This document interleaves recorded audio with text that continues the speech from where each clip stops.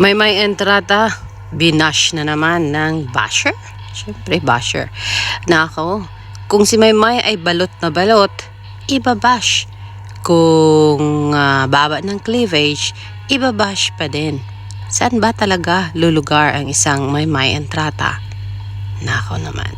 Narito po ang post ng Startup Philippines na kung saan nakakuha si Maymay entrata ng sobrang below the belt na bashing from MM ba yun or Mimi.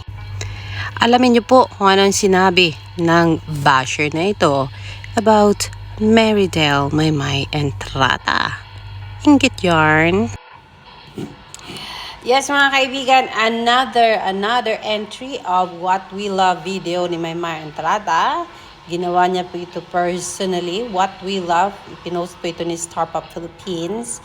Sabi ni Startup, let's do what we love. Maymay's upcoming single, What We Love, drops this July 9, 9 p.m. Philippine time. Pre-save here, https //orcd.co/maymay_what-we-love. I think sa YouTube channel ito ni Maymay ilalabas mga kaibigan at hindi sa Star Music or sa Star Pop Philippines. Let's see. Kasi nga po ito ay talagang pinagpagura ni Maymay entrata. Lani Dayakuna is here. Congratulating Maymay, Heaven 143-2000. Shout out Andrea Torsia.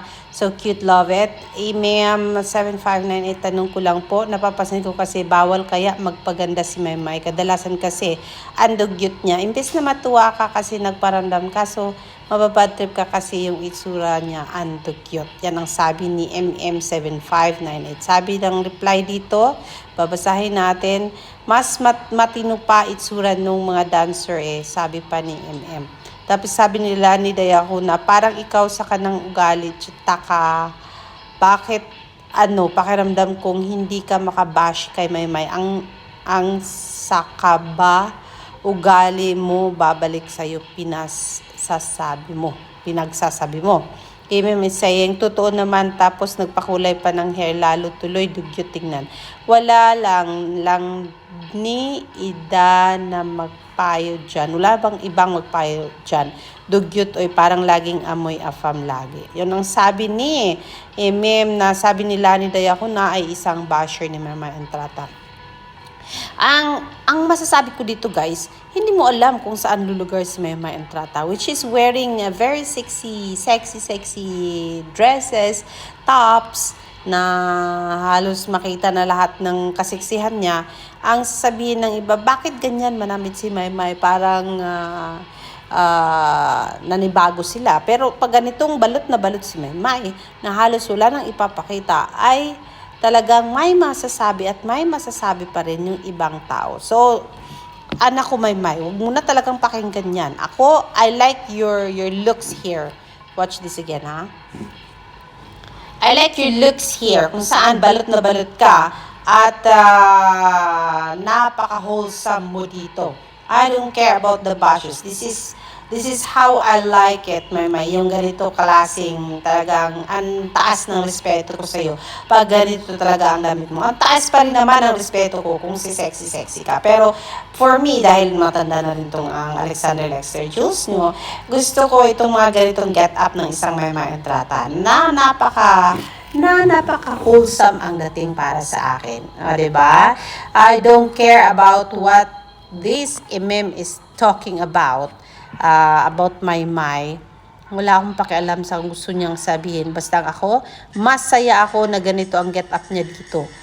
Believe me, mas marami ang aayon sa akin sa ganitong klaseng get up ng isang Maymay entrata. Si MM lang, naku mga kaibigan, ang walang makita kundi lahat na lang ng mga negative about Marydel Maymay entrata, of which okay lang naman kasi point of view naman niya yan mga kaibigan. At hindi naman natin siya pwedeng pagbawalan sa kung anong gusto niyang sabihin. Basta ang sa akin, I am so happy na ganito klaseng get up ni Maymay dito sa What We Love video na ipinost ng Star Pop Philippines. Kasi gandang-ganda ako sa kanya pag ganitong klase ang get-up niya. Nabalot ang isang Maymay Entrata. Sabihin mo nang Maria Clara po ang Alexander Lexter Juice nyo.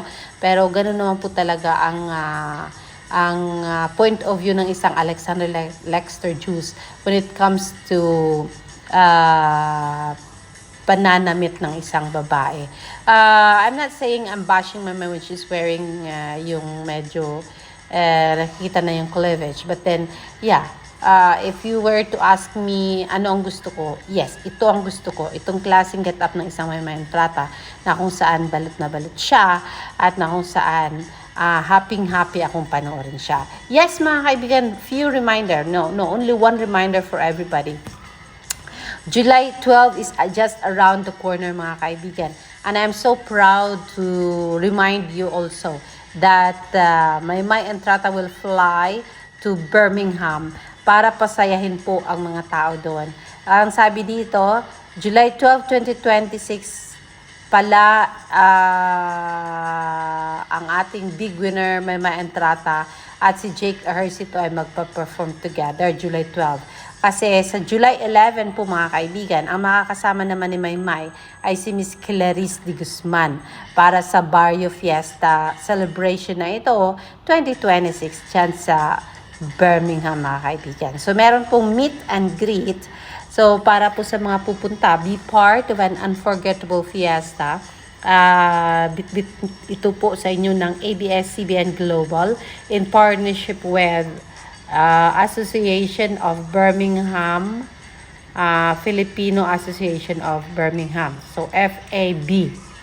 Maraming salamat sa mga Pilipino na ni-request talaga ang isang Maymay Entrata na makasama nila.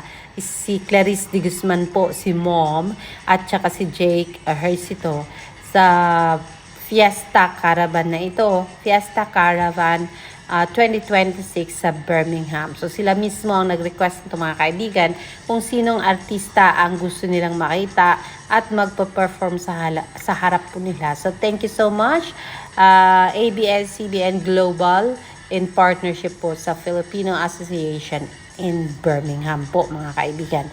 So July 11, don't forget, Maymay will be with you guys for meet and greet kasama si Miss Clarice de Guzman. And on July 12, si Jake Ejercito naman po ang kasama ni Maymay na magpa-perform sa Woodgate Valley Country Park, Clapgate Lane, mga kaibigan.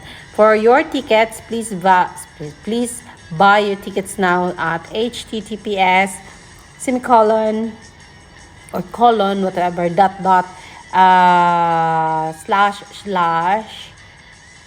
buy tickets @Filipino Association of Birmingham /2242-252 po mga kaibigan. So dahil ito po ang mga sponsors. Major sponsors are First, FHIRST, Barrio Fiesta, TransferGo, RLC